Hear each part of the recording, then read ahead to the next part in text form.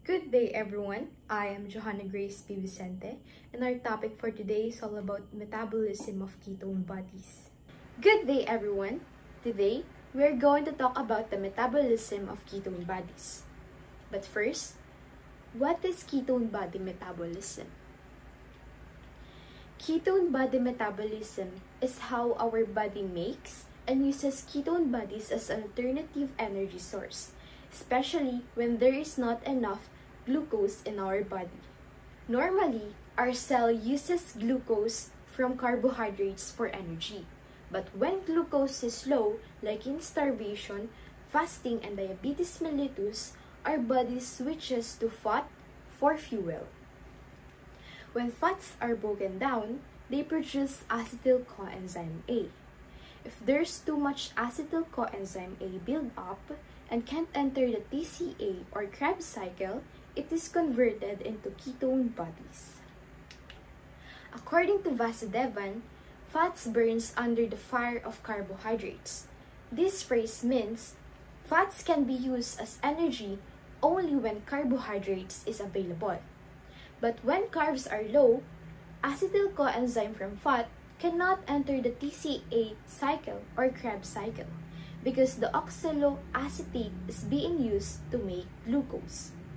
So, the liver is using another way. It converts acetyl coenzyme A into ketone bodies. Now, let's go to ketogenesis, the formation of ketone bodies. But first, let's talk about the three types of ketone body. First is the acetoacetate, the primary and main type of ketone body. Next is beta-hydroxybutyrate, and last, the acetone. Both of them are secondary ketone body.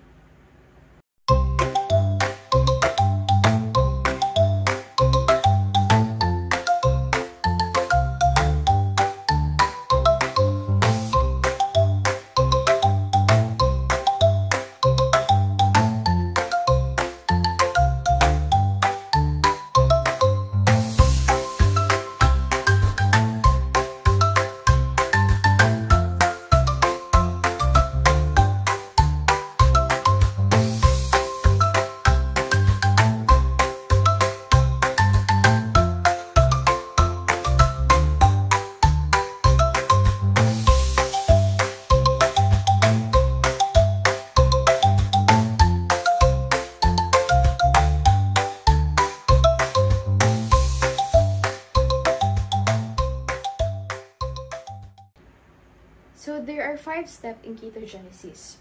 First is condensation. In this step, it's all about the combination of 2 acetyl coenzyme A to produce acetoacetyl coenzyme A. Step 2, production of HMG coenzyme A. In this process or in this step, this is the combination of acetoacetyl coenzyme A and another acetyl coenzyme A to produce HMG coenzyme A or HMG coenzyme A synthase.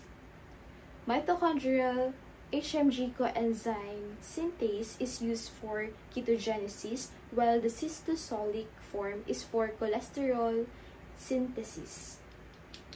Step 3, lysis of HMG coenzyme A.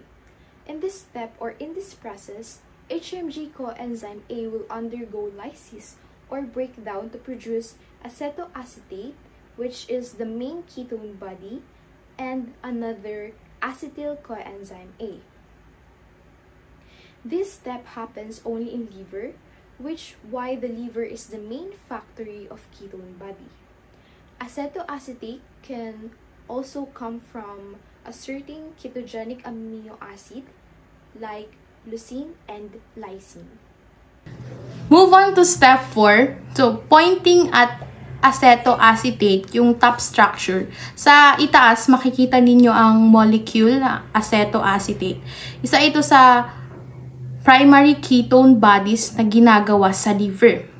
Then, pointing at the arrow going down, dyan mismo sa structure, the arrow pointing downward is nagpapakita ng pag-convert ng acetoacetate papuntang beta-hydroxybutyrate. Then, nakikita nyo, pointing upwards, dehydrogenase at NADH plus H positive. So, ang reaction nito ay pinapabilis ng enzyme na B-hydroxybutyrate dehydrogenase. Kapag mataas ang NADH sa atay, kaya nagbibigay ito ng electrons at nagre-reduce ang acetoacetate papuntang BHB. Pointing at the product, yung beta-hydroxybutyrate, yung bottom structure. So, dito sa baba, makikita ninyo ang beta-hydroxybutyrate o BHB. Ito ang pinakamadalas na ketone sa dugo dahil mas stable na reduced form ito.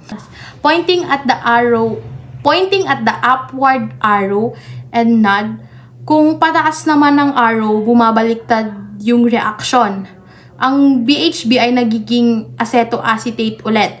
Nangyayari ito sa extra hepatic tissues gaya ng heart at brain kung saan mas mataas ang NAD. Step 5, pointing again at the acetoacetate, yung top structure. So, nagsisimula ulit tayo sa acetoacetate sa itaas. So, hindi talaga mawawala ang acetoacetate. So, pointing at the curved arrow to acetone, this time, ang acetoacetate ay dumadaan sa isang kusa at walang enzyme na reaction. Naglalabas ito ng CO2 na nakikita nyo na nakapula at nagiging acetone.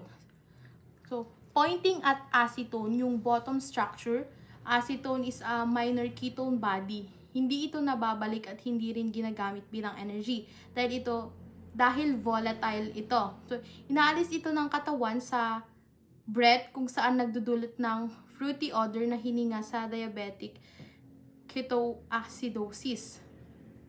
Please take note that these are made only in the liver mitochondria but are used by the other organs for energy like the brain, heart, and muscles.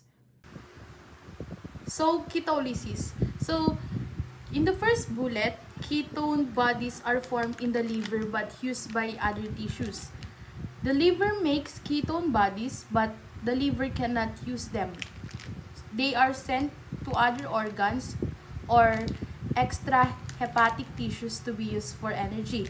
So, yung atay ang gumagawa ng ketone bodies pero hindi ito ginagamit ng liver. So, ipinapadala niya ang ketone bodies sa ibang organs para gamitin bilang energy. Next is heart, muscle, and kidney cortex prefer ketones more than glucose. So, the heart, muscle, and renal or kidney cortex love ketone bodies. So, they actually prefer ketones more than glucose as their fuel. So, with that, mas gusto ng heart at kidney cortex ang ketone bodies kaysa glucose. Because mas madali at mas efficient para sa kanila ang ketones bilang energy. In the third bullet, acetoacetate is activated to acetyl-CoA by the enzyme thioporase. So, in the third bullet, acetoacetate is activated to acetoacetyl-CoA by the enzyme thioporase. So, bago magamit ng cells ang acetoacetate, kailangan muna ito gawing acetoacetyl-CoA. So, ginagawa ito ng enzyme na thioporase. So, ang mahalaga dito is, pag walang thioporase ang liver, hindi ito gumagamit ng ketone bodies. Dito is, walang thioporase ang atay, kaya hindi ito gumagamit ng ketone bodies. Skeletal muscle and brain can also use ketones if glucose is low. So, kapag yung glucose is mababa, tissues kagaya ng skeletal muscle, brain, can use ketone bodies as a alternative energy source. So, may sinasabi sila na when sugar is gone, ketones turn on. Almost all tissues can use ketones except liver and RBCs. So, most tissues in the body can use ketone bodies. So, halos lahat ng tissues ay kayang gumamit ng ketone bodies. Pero, ang merong hindi pwede, which is yung atay and RBC. Yung atay, walang thioporase, then RBC, walang mitochondria. So, dito na yung papasok na liver makes other take and RBC is for really bad for ketones kasi wala nga siyang mitochondria. Placenta, intestinal mucosa, brain, adipose tissue can all use ketones. So these tissues all use ketones bodies for fuel when needed. So yung placenta during pregnancy. So may mnemonic siya dito is PIBA uses ketones. So P is for placenta, I is for intestinal mucosa, and B is for brain, and A is for adipocytes. Which is nag-aano siya ng PIBA uses ketones. So during starvation, muscles, heart, and liver use mostly fatty acids. When the body is starving, the tissues mainly burn fatty acids. Skeletal muscles, heart, liver. So, they prefer fatty acids first before switching to ketones. So, except sa liver, which never uses ketones. So, bakit importante ang ketolysis? So, important siya sa energy for the brain during fasting, protect muscle, and more efficient fuel. So, nagtataka kayo kung bakit may ketones, may ketolysis. So, ito yan. So, kapag ketones na sinasabi or ketone bodies made by the liver when the body is low on glucose. So, nagsiserve sila as an alternative energy source for the brain, heart, muscle, and other tissues. Then, ang ketolysis naman is the process. Is the process where cell use ketones for energy. And it happens in tissues like brain, heart, muscle, kidney cortex, placenta, intestinal mucosa. So, ketolysis turns... I am Rico Ian D. Bulo. I will reporting ketosis. First, what is ketosis? A metabolic state that will burning fats for energy instead of carbohydrates. But, we have two books na pwede natin pagkuhanan ng topic guidelines dito, which is the Biochemistry 7th edition of Stoker and Textbook of Biochemistry for Medical Students 7th edition by Vasudevan. Ketosis, according to Stoker, the normal metabolic condition, an appropriate glucose-fatty acid balance, the concentration of ketones body in the blood is very low, about 1 mg per 100 ml. It means almost nothing pala yung presence dapat na ketones body sa may ang katawan natin kasi 1 mg per 100 ml lang siya. Ketosis is a body condition in which high level of ketones bodies are present in the both blood and urine. Excess accumulation of ketones bodies in the blood 20 mg per 100 ml is called ketonemia. At the level of 70 mg per 100 ml, the renal threshold is exceeded at ketone body are excreted in the urine. It's condition called ketonuria. Next, according to Vasudevan et al., ketosis is a metabolic condition where there's an accumulation of ketones body mainly to acetoacetate, beta-hydrobutyrate, and acetone in the blood and urine. It occurs when the fat is used as a main energy because the low of glucose available or insulin level. Ito na yung sinasabi ko kanina na sinasabi kanina, yung pinakauna. Ito na yung sinasabi ko na pagka nagda-diet tayo, pag kulang yung glucose sa katawan natin, or mababa meron tayong diabetic, tumataas yung ketones bodies na nasa katawan natin, nagiging ketosis siya. This diagram shows the formation, utilization, and excretion of ketones bodies from free fatty acid down to carbon dioxide. But iisa-isahin natin yan para mas malinaw and mas maintindihan. From free fatty acid, from adipose tissue, nag-enter sa ating liver. Pag nasa liver na siya, mag-undergo siya sa may beta oxidation to form acetyl coenzyme A. When too much acetyl coenzyme A, like during fasting, meron tayong diabetes, tapos hindi enough yung oxaloacetate natin to enter in Krebs cycle. Yung acetyl coenzyme A natin, ma-convert siya into ketones bodies, which is the acetoacetate, beta-hydroxybutyrate, and acetone. Si acetone, small amount niya maiwan sa ating lungs. Yung kwan na yun yung magiging, mag-form siya into fruity odor. And yung excess, mapupunta sa ating urine. Yun yung tinatawag natin na ketone urea. These ketones body release in the blood na to make energy.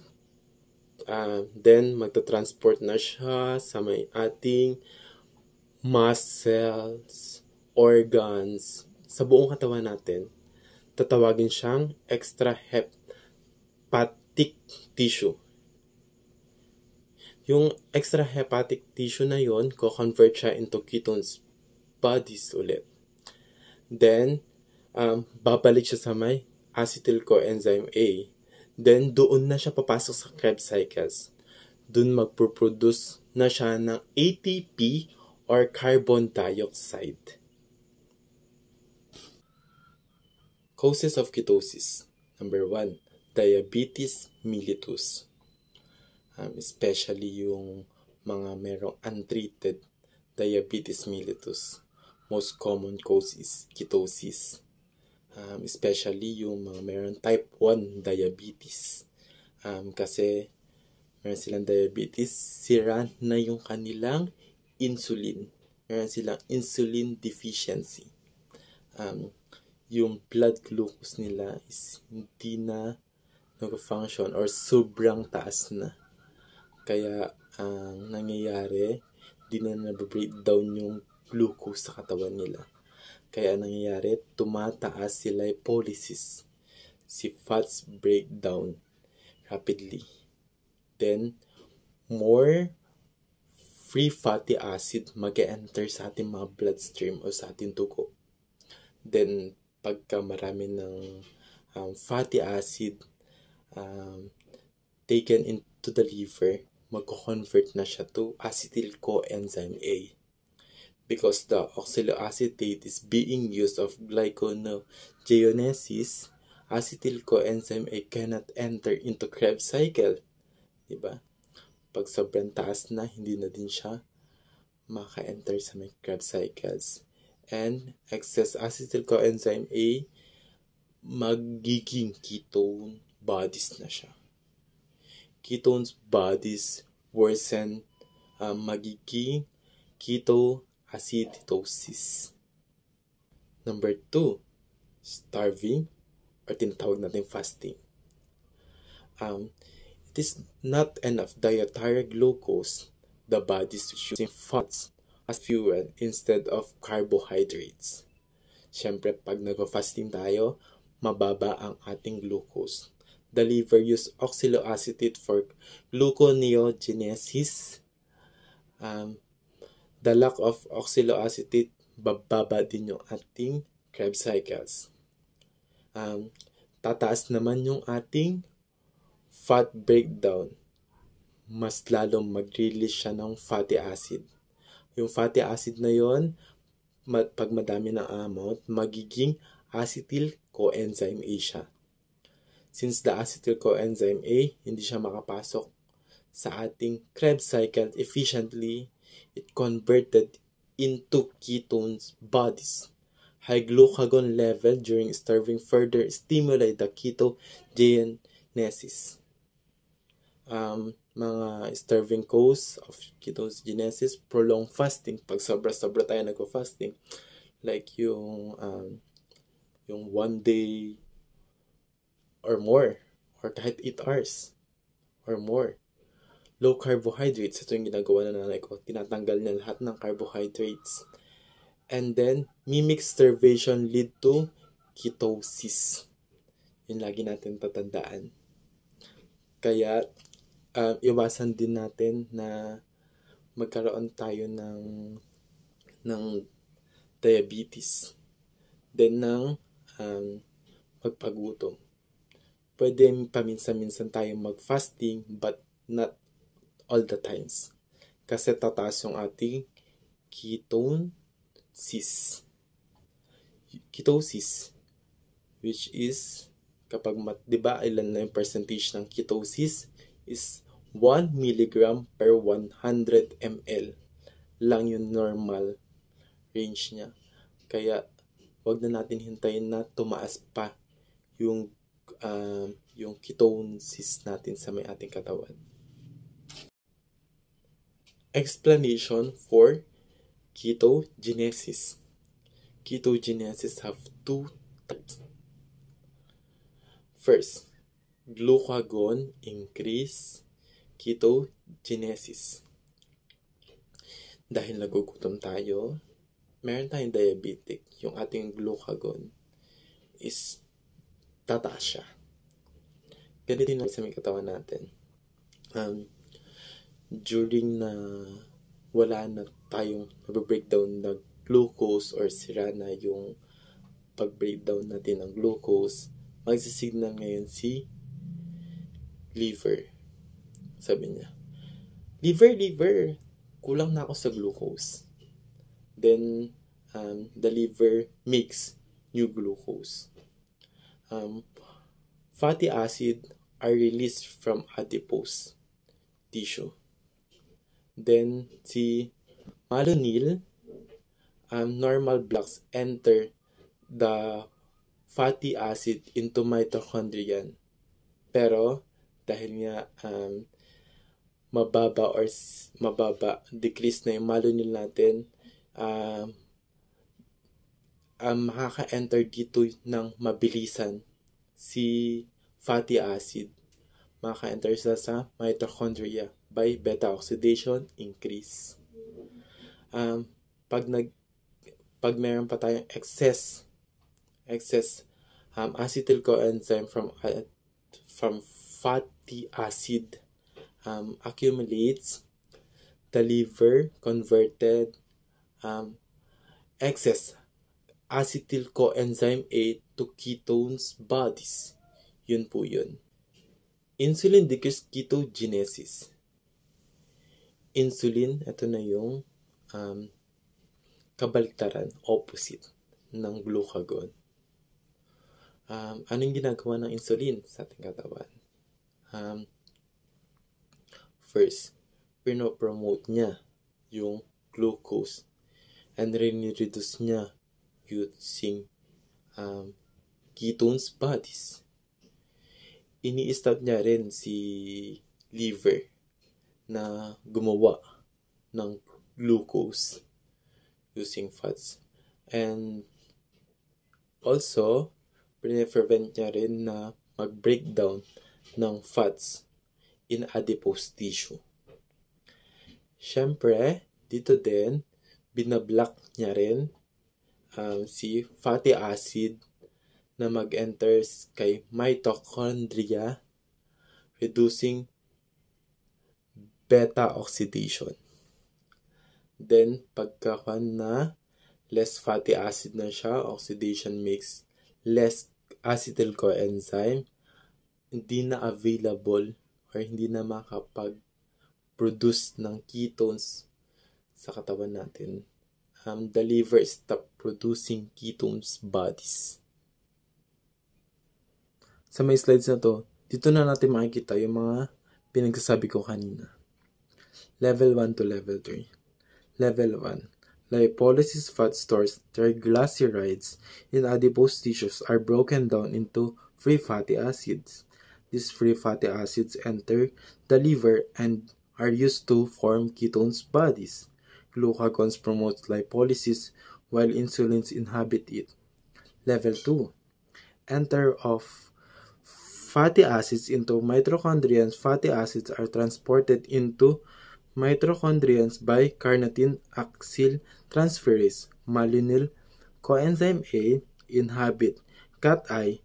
When glucagon is high, as fasting or diabetes, malonyl coenzyme A is decreased, so the fatty acids enters mitochondria for oxidation.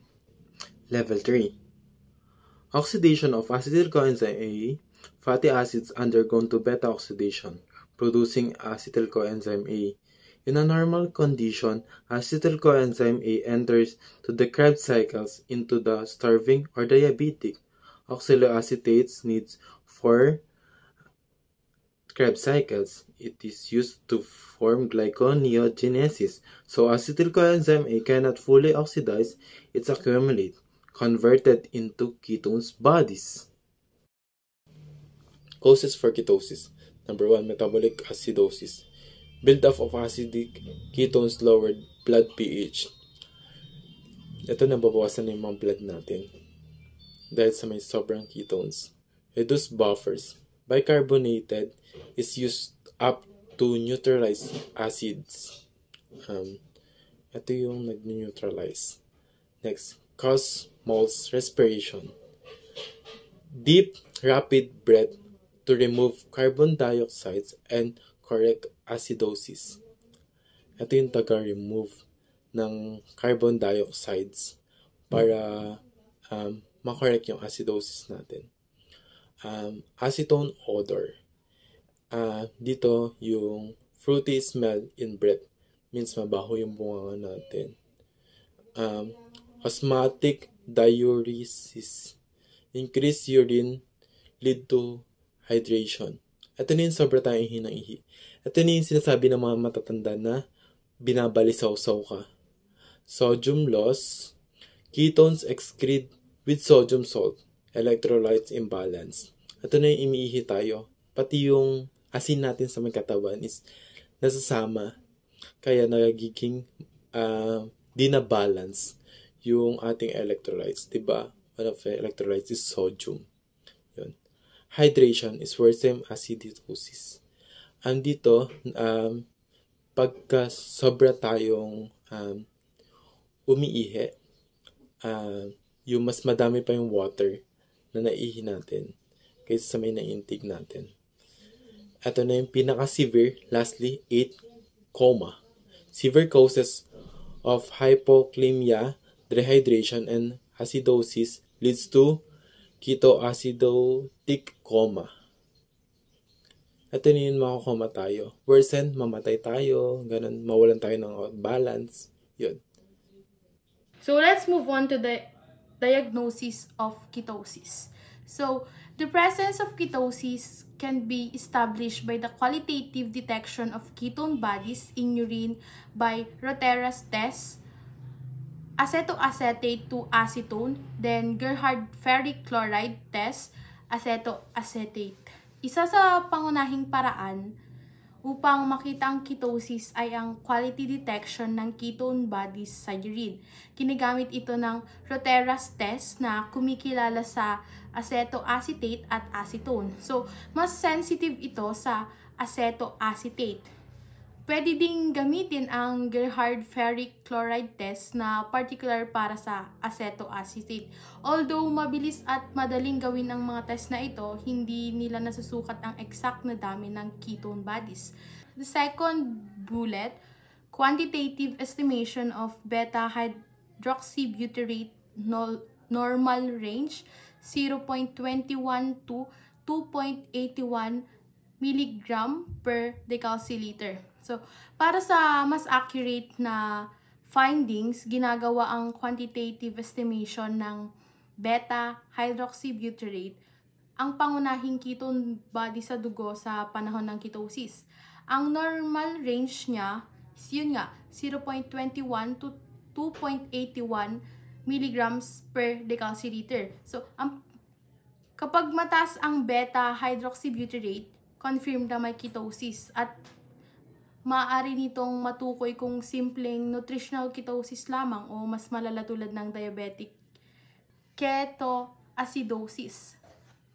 For the third bullet, supportive evidence may be derived from estimation of serum electrolytes, acid-base parameters, glucose, urea, BUN or blood urea nitrogen, creatinine estimation. So, important rin ang ibang laboratory tests upang makita ang lawak at effect ng ketosis sa katawan. So, kasali dito ang pagsusuri ng serum electrolytes upang makita ang possible imbalance, then acid-base parameters para sa pag-detect ng metabolic acidosis, at glucose, urea, bun, at creatinine para sa pag-assess ng blood sugar control. And also kidney function at panghalatang metabolic status. So, in summary, pag pinagsama-sama ng mga findings ito ang qualitative test, quantitative measurement, at supportive lab results upang makapagbigay ng complete at tama na diagnosis ng ketosis. Now let's go to differential diagnosis of ketosis. Ketosis usually occurs when our body produces excess ketone bodies like acetoacetate, beta-hydroxybutyrate, and acetone. This usually happens during the state of low insulin or carbohydrates deficiency. The cause of ketosis can be diabetic ketoacidosis, DKA, or starvation ketosis. But there are different laboratory tests that can help us distinguish them. Now let's go to diabetic ketoacidosis, or DKA. It caused by absolute or relative insulin deficiency in diabetes, leads to high blood glucose and ketone formation. But there are two urine tests na ginagawa dito. First is Benedict test. Dito magkakaroon tayo ng positive result. It indicates high glucose in urine or glycosuria. Next is the Reuteret's test. Dito magkakaroon din tayo ng positive results. It indicates ketone bodies in urine. Now let's go to starvation ketosis. It caused by prolonged fasting or starvation leads to fat breakdown for energy. Blood glucose may be normal or slightly low. So there are two urine tests na ginagawa dito. First is Benedict's test. Dito magkakaroon tayo ng negative result. It indicates no significant glucose in urine because of blood glucose is not high. Next is Reuteret's test. Dito magkakaroon tayo ng positive result which indicates ketone bodies present due to fat metabolism. Now let's go to management of diabetic ketoacidosis, DKA. So the treatment of DKA or diabetic ketoacidosis aims to correct hyperglycemia, dehydration, and electrolyte imbalances. So first, insulin and glucose administration. The purpose of this is insulin stops ketone production and lowers blood glucose. However, giving insulin can cause potassium to move into cell, which can cause to hypokalemia. That's why electrolyte must be monitored closely. Next is bicarbonate administration. It is used in severe acidosis with pH level of 6.9 to correct metabolic acidosis. Good day everyone, I am Jerilyn Bilog and I am from BMLS2B. Today I will be discussing with you the biosynthesis of cholesterol on what is the definition, meaning, and how it works inside the body. So, are you ready guys? Let's go! Good day everyone, I am Jerilyn Bilog and I am from BMLS2B. So today I would like to discuss with you guys about the biosynthesis of cholesterol. So first is the meaning of biosynthesis. When we say bio, that means life, and when we say synthesis, it means parang production siya or to produce, or it is something process of formation. And kapag pinagsama natin siya, biosynthesis, it means it is a process of formation or production na nangyayari inside living organisms. And when we say cholesterol naman, meron siyang Greek word which is yung chole, which means bile, steros, which means solid, and yung ating ol, which means alcohol. And remember guys na ang cholesterol natin is that form siya ng fats in which soluble lang siya sa chloroform and other fat solvents. And yung kanyang appearance is light yellow crystalline solid. And tandaan nyo rin na ang biosynthesis ng cholesterol is primarily nag-i-start or nagpa-process sa liver ng tao and can be sa mga intestines. So that is a very short but brief definition of the biosynthesis of cholesterol. And now let us proceed sa kanyang meaning. So ang biosynthesis of cholesterol is meron akong nilagay dito na 3 na kailangan yung tandaan or at least matandaan ninyo. So first is yung ating number 1, cholesterol is produced from 2 simple carbon molecule acetyl-CoA. So mamaya matatakel natin yun or madidiscuss ko yung acetyl-CoA dito. And sa number 2, gaya ng sinabi ko kanina, it is processed or primarily nag-i-start sa liver or can be sa mga intestines. And yung number 3 natin, yung function lang ng ating cholesterol, it is necessarily sa hormone production, sa vitamin D synthesis, and bile acid formation. So next is yung ating function na ng cholesterol. So dito sa function ng cholesterol natin, meron siyang 4. Meron ako nilagay na 4. It is for cell membrane, for the steroid hormones. Parang ano siya, yung biosynthesis ng cholesterol is nakakatulong siya for the production of those hormones such as yung mga steroid, just like estrogen, androgens, and others. So for nerve conduction din siya and esterification. So next is yung, so guys, let's continue. So nag-end tayo sa function ng cholesterol. So I would like also to correct the misconception about the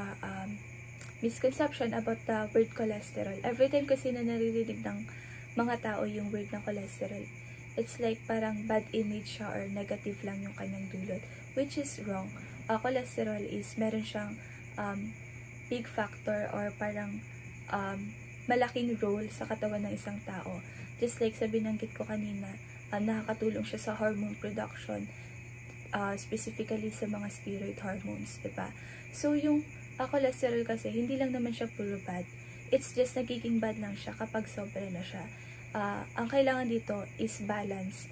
Ang cholesterol natin hindi siya pwedeng mataas o hindi rin siya pwedeng sobrang baba. So yung level ng cholesterol dapat natin is just moderate lang siya.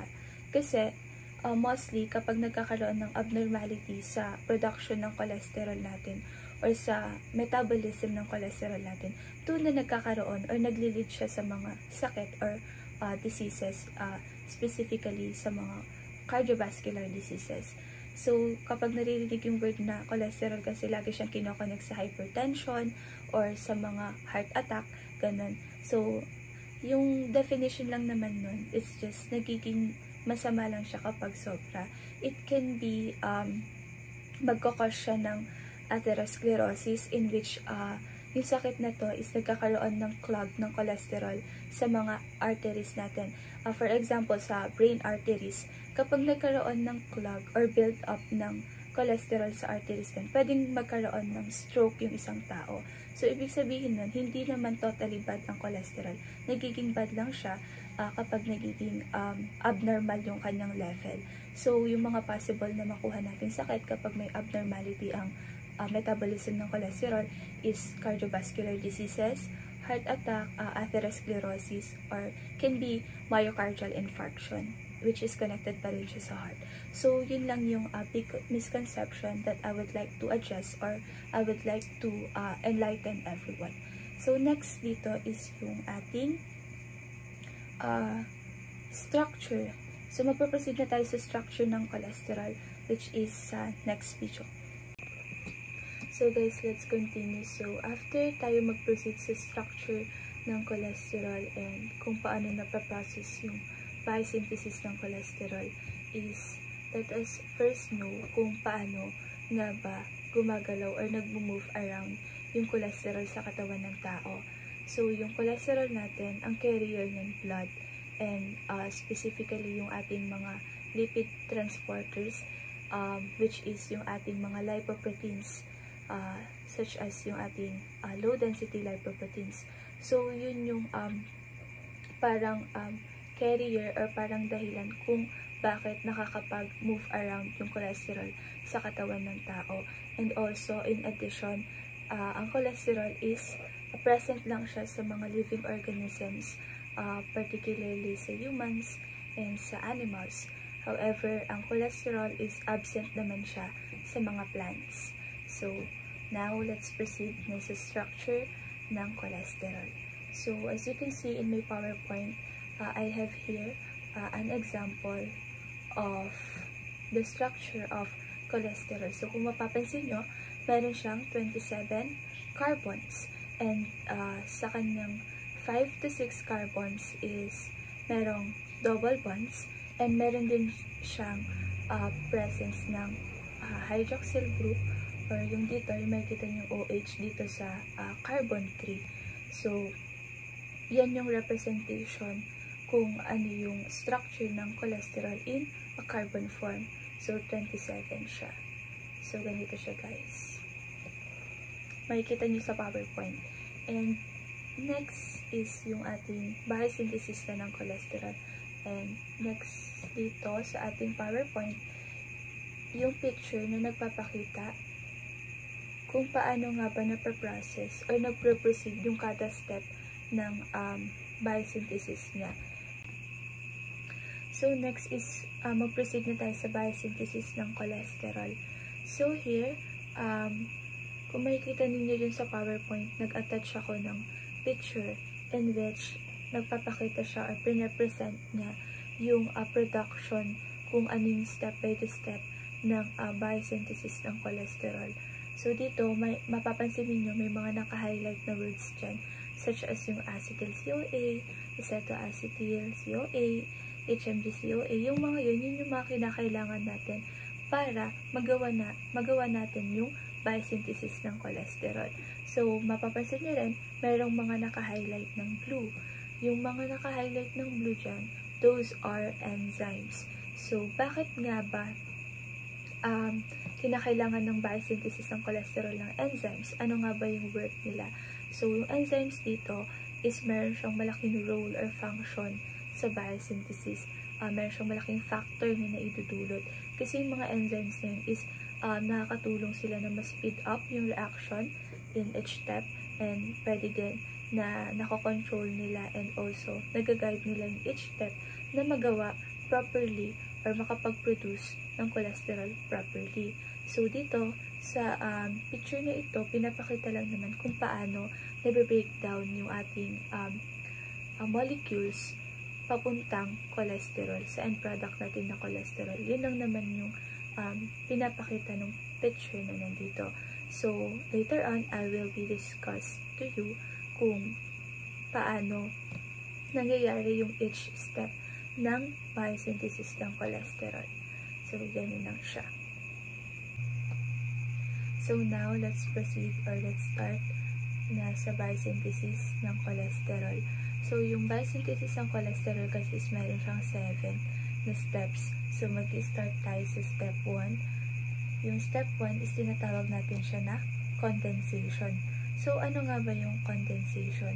Dito sa condensation, nag-i-start siya sa 2-acetyl-CoA. So, yung acetyl-CoA natin dito, iti-define muna natin kung ano siya. Yung acetyl-CoA, it is a small energy molecule in which nagiging starting material siya para sa production ng cholesterol, ng fatty acids, and also ATP or energy. So, para siyang nagiging fuel or building block molecules.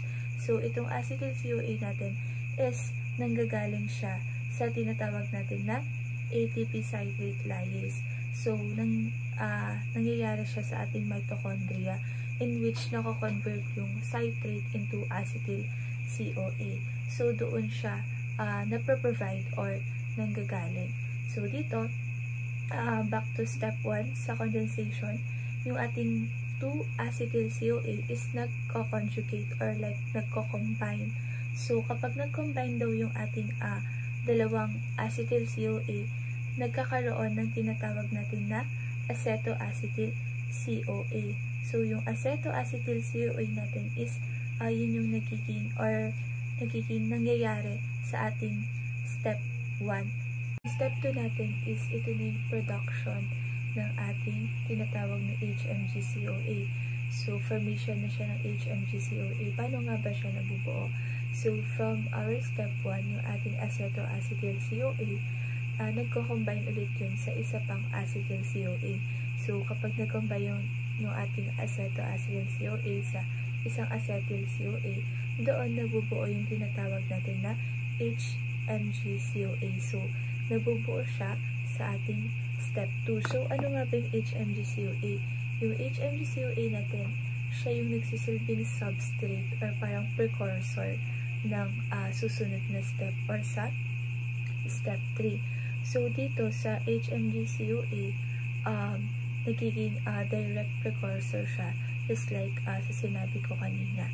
So, yun lang naman yung nangyayari sa ating step 2. Nagkakaroon tayo ng tinatawag na HMG-CoA synthase, which is another enzyme ulit siya. So, after nun, pwede na tayong mag-proceed sa ating step 3. So, now, let's proceed sa step 3. So, sa step 3 natin, tinatawag siya na the committed step. So, dito sa step 3 kasi, parang yung ating product sa step 2 is nako-convert na siya dito. So, yung HMG-CoA is nako-convert na siya sa mevalonate. So, ano nga ba yung tinatawag natin mevalonate? So, yung mevalonate, ito na yung parang first major product sa biosynthesis ng cholesterol, in which yung ating product from the step 2 is nako-convert, and upon conversion, nagkakaroon tayo ng product na mevalonate.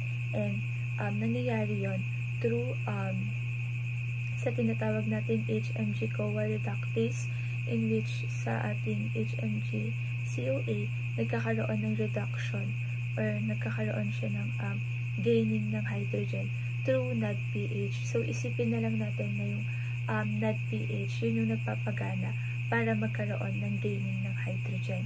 Like, para siyang power bank in which tinutulungan niya yung katawan natin na parang makapag-produce ng maraming hydrogens in which makakatulong siya for the build-up or for the production of cholesterol and fatty acids. So, ganun lang yung nangyayari dito sa ating step 3, conversion of the HMG-CoA into tinatawag nating mevalonate. So, ibig sabihin, nagtugma na yung sinabi ko sa step 2 na yung ating HMG-CoA is nagiging substrate siya or precursor papuntang step 3. So, ganun lang yung nangyayari dito sa ating step 3. So guys, tapos na tayo sa step 3 and now let's proceed na po sa step 4. So sa step 4 natin is, ang nangyayari dito is the production of the 5 carbon units. So dito, nagkakaroon ng phosphorylation reaction. So ang phosphorylation reaction kasi, it is the addition of ATP. So yung product natin na mevalonate from the step 3 is yun yung nag-undergo ng phosphorylation dito sa ating step 4, in which meron tayong 3 phosphate na involved. The first phosphate is yung mevalonate kinase. So doon nagkakaroon ng first addition ng ATP sa mevalonate. So next is yung ating phosphomevalonate kinase. And yung last natin or the last addition is yung ating isopentenyl pyrophosphate. Yun na yung ating naging product sa 3 beses na pag-a-add ng ATP. So, after nun, meron pa tayong tinatawag na carboxylation. So, pag sinabi natin carboxylation kasi, yun yung pagbabawas or nagkakaroon na ng loss ng carbons. So, ibig sabihin, from the 6 carbons ng ating mevalonate, nare-reduce yun or like, nababawasan yun in which nagiging 5 carbons na lang siya. So, from the 6 carbons, nagiging 5 carbons kapag nag-undergo siya ng carboxylation. So, sa ating step 4, ang pinaka-highlight lang naman dito is that yung conversion ng ating mevalonate into the product na isopentenyl pyrophosphate, which is meron siyang 5 carbons. So, yun lang yung nangyayari sa step 4.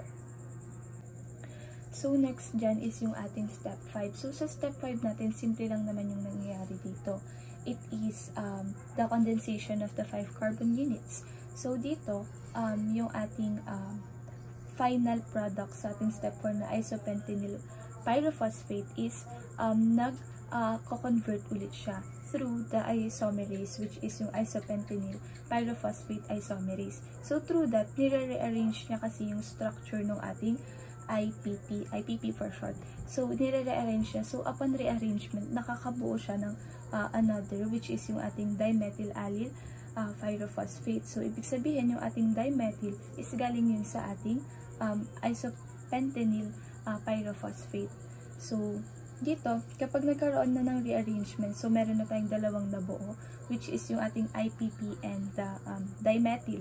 So meron silang present na 5 carbon each. So kapag nagkaroon ng addition sa mga carbons sila, 5 carbons from the IPP and the 5 carbons from the DNAPP, nagkakaroon ng 10 carbons, which is nakakabuo sila ng tinatawag na geranyl pyrophosphate. So yun yung nangyayari doon. So next is yung ating GPP. Yung GPP, yung geranyl pyrophosphate, is meron siyang 10 carbons. So kapag nagkaroon ulit ng addition ng ating IPP, or which is the isopentenyl pyrophosphate, is that nagiging 15 carbons na present. So doon, ang magiging tawag na sa kanya is farnesyl pyrophosphate. So guys, from that farnesyl pyrophosphate na merong kino-contain na 15 carbons, doon tayo makakabuo ng squalene. So yung squalene synthase natin, mabubuo siya if nagsama yung ating dalawang farnesyl pyrophosphate, kasi 15 plus 15, 30, which is able na siya na makabuo ng squalene synthase, which is yung squalene synthase kasi very essential siya sa pagbuo ng chain or para sa long chain na magiging structure or magiging ring ng cholesterol. So now guys, let's proceed na sa ating step 6. So sa step 6 natin, madali lang naman to kasi cyclization lang naman yung nangyayari, which is yung conversion ng ating squalene into lanosterol. So dito, nagkakaroon ng oxidation ng ating squalene through the two enzymes. May dalawang enzymes kasi na involved dito, which is yung ating epoxidase at yung ating cyclase. Dito is yung squalene epoxide natin, kinakailangan niya ng oxygen and NADPH. So para magkaroon or ma-perform yung addition ng oxygen, kinakailangan ng NADPH. So nangyayari yon sa ating squalene monooxygenase or the epoxidase. So next enzyme is yung ating oxidosqualene cyclase. So dito naman is yun na yung conversion ng ating squalene epoxide into lanosterol. So yung lanosterol kasi natin, yan na yung parang first sterol ring structure na para sa cholesterol natin. Dito na unti-unti na nakikita yung structure or yung parang chain na para mabuo yung ating cholesterol structure. So yun yung nangyayari sa ating step 6. The conversion of the squalene into lanosterol. So guys, sa last part na tayo ng step ng biosynthesis ng cholesterol, which is yung step 7, yung cutting to size. So dito, it's about trimming and modifying na ng structure ng cholesterol. So if you can still remember, kanina upon the conversion of the squalene into lanosterol, hindi nabawasan or walang nangyaring carboxylation. So that's why hindi nabawasan yung carbons na kino-contain nila, diba? So dito sa step 7, yung lanosterol is meron pa rin siyang 30 carbons na present. So kapag nag-undergo na siya dito sa step 7, nagkakaroon na ng removal ng methyl groups, which is nababawasan na siya ng 3. Kaya nagiging 27 carbons na lang siya, and tinatawag siya na cymosterol. So after that, nagkakaroon din ng rearrangement and reduction step, which is after nun, doon na nabubuo yung end product na cholesterol, which is merong 27 carbons. So yun yung nagiging process ng biosynthesis ng cholesterol. So yun yung last part, which is the step 7.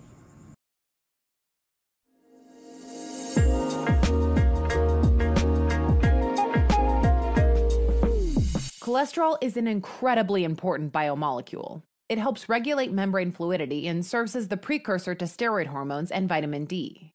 But too much of a good thing can become a bad thing.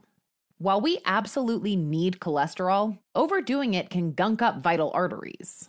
And speaking of overdoing it, We are here at Sketchyland's world-famous kernel funnel cakes to cover cholesterol metabolism, and more specifically, how cholesterol is made in the body.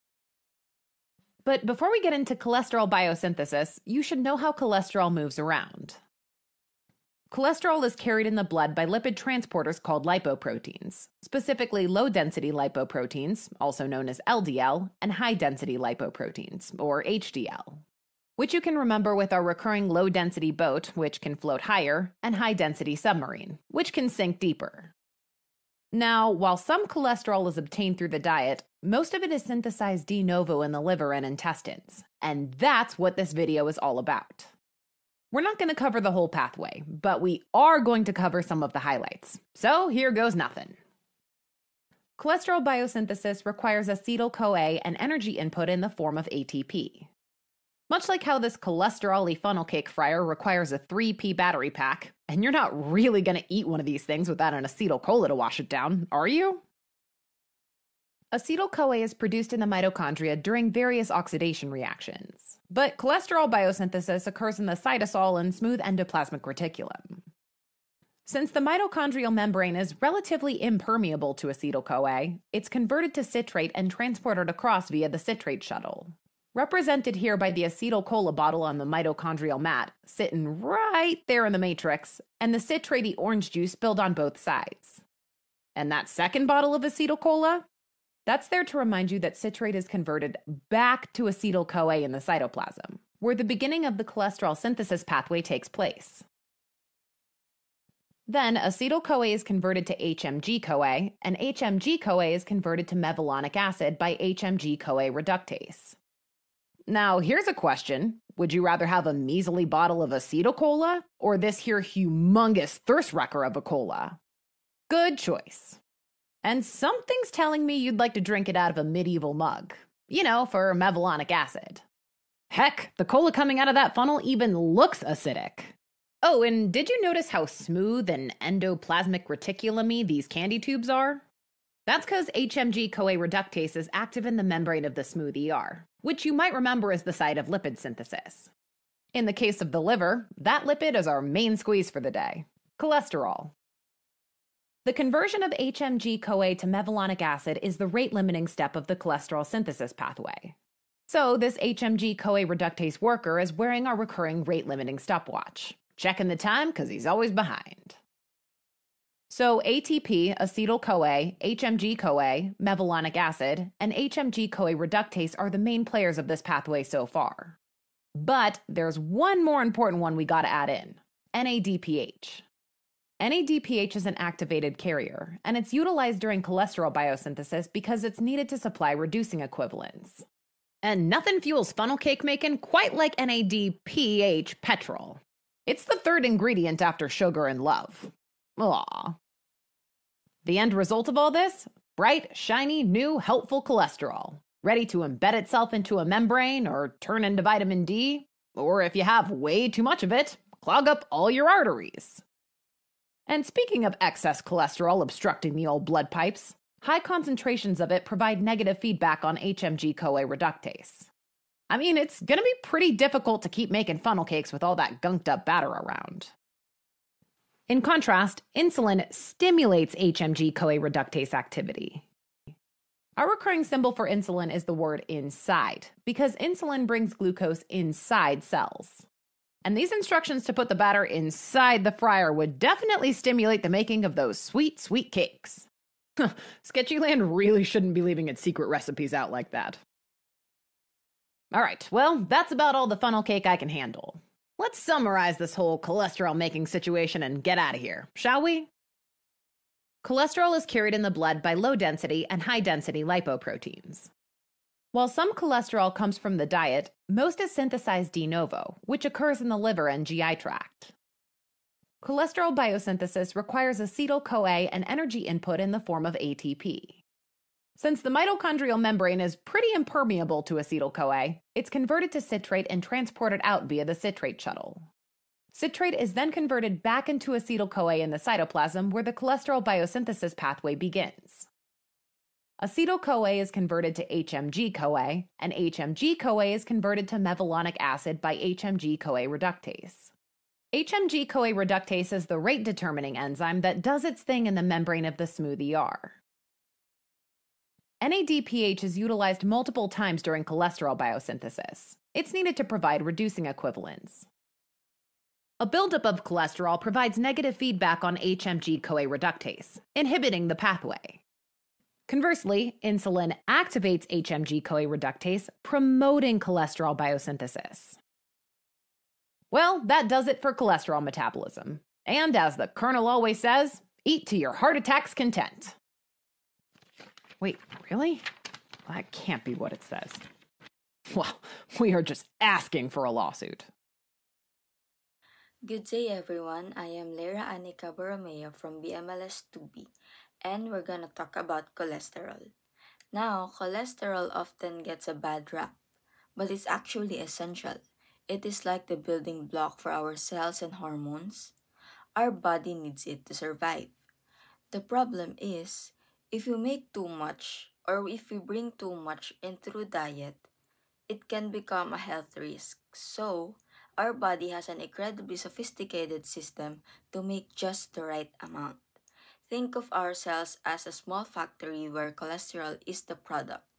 Our presentation is about the factory's boss and all the little levers and switches that control the production line. When you look at the entire process of making cholesterol, it's long and complicated. But luckily, the body only controls one major step to speed up or slow down the whole thing. This is called the rate-limiting step. The chief worker in our factory, the one who sets the pace, is an enzyme called HMG-CoA reductase or 3-hydroxy-3-methyl-gluteryl coenzyme A reductase. If this enzyme works fast, the factory is in high production. If this enzyme is blocked or slowed down, the factory shuts down production. It's the single most important control knob. The first way the body regulates this is long-term, like deciding how many workers to fire or hire. It uses a sensor to check the inventory of cholesterol inside the cell. If the inventory is high, the sensor says, "We have too much stock. Stop making HMG-CoA reductase workers." So, the body suppresses the genes. Production slows down long-term. If the inventory is low, the sensor says, "We're running out, we need more workers." The body then activates the gene and makes more HMG-CoA reductase. Production ramps up. This long-term adjustment is controlled by a really clever protein pathway called SREBP, or called sterile regulatory element binding proteins. Think of sterile regulatory element binding proteins as a messenger that when cholesterol is low, gets sent to the cell's control center or the DNA to physically turn the production gene on. The next level of control is short-term, a simple on and off switch for the existing workers. Switch off. This happens when the body is low on energy, like during a fast. A simple molecule or a phosphate group is added to the enzyme, like putting a pause button on the worker. This saves energy because making cholesterol is expensive. Switched on. This happens when we are in a fed, high-energy state. The pause button is removed and the worker gets back to work. Hormones act as the manager's signals. Insulin, the fed hormone, tells the factory to build, while glucagon, the fasting hormone, tells the factory to stop and conserve energy. Finally, we have the medical control, statins. These are the most common cholesterol-lowering drugs. Statins are designed to look almost exactly like a raw material that HMG-CoA reductase works on. Imagine the worker is using a tool. The statin is a fake tool that looks real but it gets stuck in the machine, blocking it permanently. By clogging up the HMG-CoA reductase, statins dramatically reduce the cell's ability to make cholesterol. Doctors use blood tests like the one in slide 10. To check on your LDL, the bad cholesterol, and HDL, which is the good cholesterol, to see if these natural and pharmacological controls are working properly. To wrap up, cholesterol production is managed by 4 key levels of control. First is transcriptional, changing the number of workers or the SRE BP. Covalent, turning the existent workers on or off, or energy switch. Hormonal, or the manager signal, or the insulin versus glucagon. And lastly, the pharmacological, the statin drug that physically stops the main worker. And it all comes down to maintaining a perfect balance, regulated by that one key player, HMG-CoA reductase. So to sum up guys, yung cholesterol is hindi siya sobrang good and hindi rin naman siya sobrang bad sa katawan ng tao kasi meron siyang role or function inside the body of human. So kinakailangan lang is balance siya or moderate siya, hindi masyadong mataas or hindi siya masyadong mababa kasi nga marami din sakit na pwede nating makuha doon. And next is yung kanyang function sa katawan ng tao. I hope that you understand that guys, and also the biosynthesis. Honestly, I tried my best to explain that very well, or I tried my best to explain that in the most possible or easiest way to understand. So I hope guys na naintindihan nyo siya. And lastly is yung whole structure ng cholesterol is meron siyang 27 carbons, which is, I also explained kanina kung saan present yung double bonds niya from 5 to 6 carbons, and also the hydroxyl group or the OH. So I hope guys that you better understand my discussion for today. Thank you.